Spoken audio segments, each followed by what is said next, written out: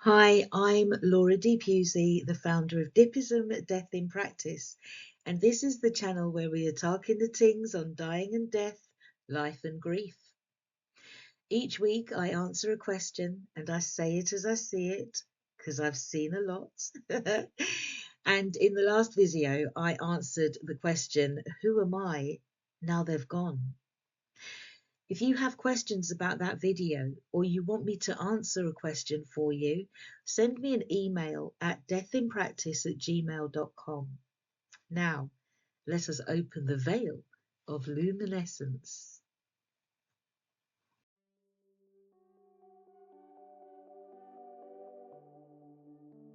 With the intention of infinite truths, by the pulse of sacred light, I call forth the veil of luminescence.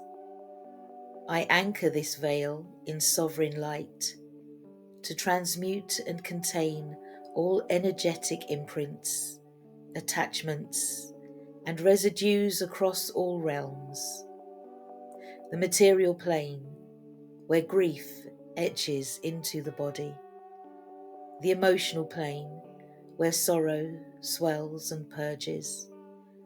The mental plane, where stories of loss seek resolution. The astral plane, where echoes of the departed linger. The interdimensional corridors, where ancestral and cosmic threads intertwine. The parallel universes, where grief and grace mirror each other. This veil, woven of remembrance and radiance, is encoded with clarity to discern what is yours and what is not. Containment to protect your field, compassion to honour the sacred work of grief, transmutation to alchemize pain into wisdom.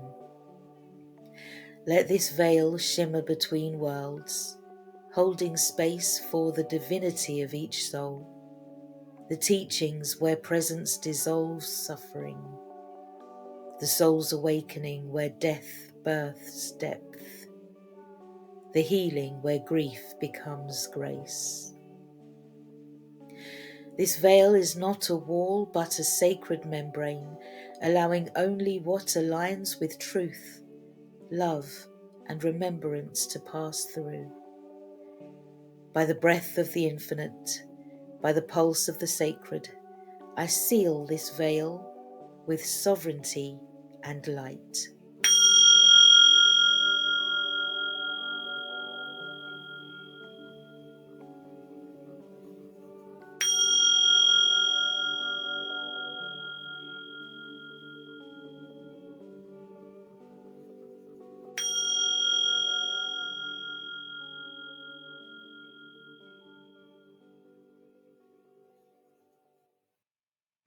Watcher, mate. It's great to have you here as we consider the question, are they really avoiding me? You know what? It might just be the case. They may well be avoiding you, but it might not be what you think. Let's first consider, who are we talking about here? It may be friends, work colleagues, people we've known from school or educational facilities. It could be those extras, those ones that I like to talk about from time to time. You know them ones. The people in the community, those that you don't know, but you know, but you don't know them, but you know? It's unlikely to be family members because they are also experiencing grief. We don't all grieve the same, but there is normally an understanding that you've experienced the same rupture in your lives. And family members would only really avoid you if they've done you something or they think you've done them something and they can't address it, like stealing all of Granny's money. But they don't have the proof or the guts to say anything. When people out a road step out of your path when they see you coming, duck into a shop, or start missing your calls, It's often because they don't know how to deal with grief. Even if they have experienced grief for themselves, remember what I have said about proximity in video number 7 and time. Also, almost everyone is grieving the loss of something or somebody from their lives, but we are all at different stages in our grief, and so we all react differently. If you and your beloved were always together, you might find that people don't know how to talk to you individually. They may also fear upsetting you because they know that they cannot soothe your pain. If your loved one died in a particularly sensitive way, people may want to ask intrusive questions and fear putting their foot in it, especially if there are rumors going around and they don't know what to believe, how to act, or what to say. If people don't understand why you've taken a particular death to heart, they may not have known that you had a connection with the person who died. And in video number 3, Whose Funeral Is It Really?, I explained that our relationships are personal. We make our own meanings out of them, and they can't be judged by anyone because their thoughts and their relationships are their own too. If you are returning to the workplace after the death of someone that you cared deeply about, you might find that people don't want to be around you on a deeper level because of the professional setting. It can be a very fearful space, the workplace, because, well, they are your friends, but they're your colleagues. So are they your friends or are they your colleagues? It might be great when everyone gets on and has a laugh, but how family is your work family when someone you love dies? You may not want to talk about it. You may just want to return back to life as much as you possibly can and have it all be normal as soon as possible. But they themselves may be triggered by your loss, and that trigger could have them questioning their own feelings and how they interact with you. And if we're being honest here, there's a chance that their well-meaning actions can come across as too heavy, intrusive, or insensitive. They may just ignore your grief completely because they don't know what to do with themselves. We live in an environment where people lose their jobs for being too handsy, regardless of one's gender or preferences. Offering support can feel like a dangerous dynamic that tips them over that very fine line. Now, I'm not making any excuses for anyone in this video. I'm just asking you to consider the bigger picture for your own sanity. We are all part of a rich tapestry, and each thread is woven with personal experiences, learned beliefs, cultural influences, religious dictates, fears, worries, insecurities, social stresses, happy and sad memories, and traumas of their own, and passed down along their bloodlines. We are really complex bundles of fun.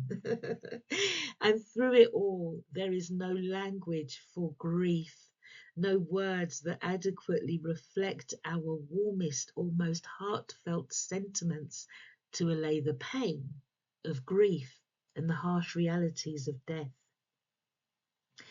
If you take some time to think about how you would want someone to approach you during the height of your grief, you might find that you expect a different reaction from those closest to you than that which you might want from someone more removed? Do those around you know where they stand in your life? Many people may think that they are your closest friends while you actually keep them at arm's length. Someone out there might love you deeply and you have no idea, and vice versa. Do those you truly care about know how you feel? If not, maybe now is a good time to tell them. Okay, I confess.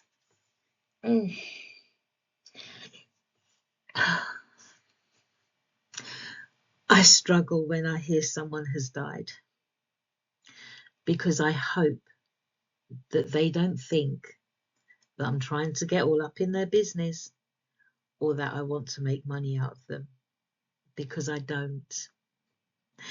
In all honesty, I have often hesitated because my understanding of death is that it is not the end. It is perhaps a beginning, the dawning of a new you into a new world, a birth and an opportunity to reflect on your life and decide how you will live out the rest of your days. But who wants to hear that, eh? Your loved one has graduated from the school of life. They've touched lives and left a legacy, even if only through the tears that are shed for them. Perhaps we should be celebrating that life. By the end of 2016, both of my parents had died, and my dad had gone 12 years prior to my mum. I'm at the point in my grief where I can say that they've popped their clogs and I'm good with that. Does it mean that I don't have days when I think of them and wish I could sit down and just have a good chat as an adult who has grown tremendously since they've died? Of course I do. If I could bring one of them back, I'd leave my mum right where she is. But they both played a very important role in my life. And again, I'm not a daddy's girl, but I just don't think that me and him had enough time together. So the rest of this video is for you avoidees. What you gonna do? Avoid them for the rest of your life? Throw away a great relationship or friendship with someone because you didn't have the words to comfort them through in their roughest times? This highlights areas for you where there is work to do. It's not a bad thing. It's a learning thing. This death has provided you with an opportunity to step forward and say, hey, I don't know what to say, but I'm here. You can tell them to their face or even on the phone. You can write it in a letter, babe. But either way, they have to know. You can send it in a text or write it in a card. You can wrap it up in a bunch of flowers and you can turn up at their yard. What matters is that you keep the doors of communication open, because the loneliest times are when the silence replaces the funeral and no one is to be found. Be consistent and reinforce that message so that your friend or loved one knows that you are ready to take their call or meet up with them at a time that is convenient for them. Okay? And no, it's not easy. It's a balancing act. And the line is very thin because you can do too much. But if you don't do anything at all, that's harder to come back from. When someone dies, those directly affected have so much on their mind. Don't make them have to come to you, because they may now be bombarded with thoughts and doubts about themselves that leave them questioning those who remain in their lives. Grief is a direct blow to a person's mental health, no matter how strong they might appear to be. Whether you are near or far, be there. And if they don't get back to you, if they don't return your calls, if they don't answer the door, and you know that they're in, give them time. If you are worried, contact a family member to check that they are being supported, and hold your doors of communication open. Don't get all angsty and up in your feelings. If you had a great relationship and all that happened between you was the death of someone important to them, they haven't abandoned you. They just need time to adjust to their new world without that person in it. Their world is foggy right about now, and they are adjusting. They don't have the bandwidth. Grief is physically, emotionally, mentally, and psychologically painful. They've been punched in the gut, and someone has ripped the rug from beneath them. Trust is not all about you. Okay, so it's a short one today. I think I've said enough for now. Go and learn the rest for yourself and come back to this video if you need to get it straight in your mind again. If I have piqued your interest and you like what you have heard, please hit that like button and, of course, subscribe. If this video has touched you in a way and you feel that you want to share your thoughts with me, then let me know them at deathinpractice@gmail.com. Please state clearly whether or not any of your email can be shared, and if you want a shout out, let me know what your name is so that I know what to call you. Also, if you want to be part of the live conversation where we talk about life and death, dying and grief, in this stark fashion, book your space on the monthly Zoom. The Eventbrite link is below. And if you would like a one-to-one with myself or one of my grief practitioners, contact us at dipism.com. That's www.dipism.com. You can find more snippets of these videos on TikTok and Instagram and other YouTube channels of mine, where you can also leave your comments. Finally, if someone you know needs to see this video, don't be a wally. Share it with them. And remember that all of the links are in the description box below. Okay, now let us close the veil of luminescence. By the breath of the infinite, by the pulse of the sacred, I honour the veil of luminescence now fulfilled. This veil, once summoned to transmute and contain, has held the field with clarity, compassion, and sovereign light. As the teachings settle and the soul integrates, I call forth the sacred closure of this veil across all realms. On the mental plane, let the body rest in renewal. On the emotional plane, let sorrow soften into spaciousness. On the mental plane, let stories find stillness. On the astral plane, let echoes return to source. Through interdimensional corridors, let threads untangle. Across spheres and planetary systems, allow contracts to be honoured and released. Let all residues now return to their rightful place, dissolved, dispersed, or transmuted by sovereign light. Let the veil fold inward, encoded with discernment to preserve what is true, containment to seal what is sacred, compassion to cradle what remains tender, and wisdom to carry forth what has been alchemized. This veil is reabsorbed into the soul's archive, a luminous record of presence, grief, and transformation.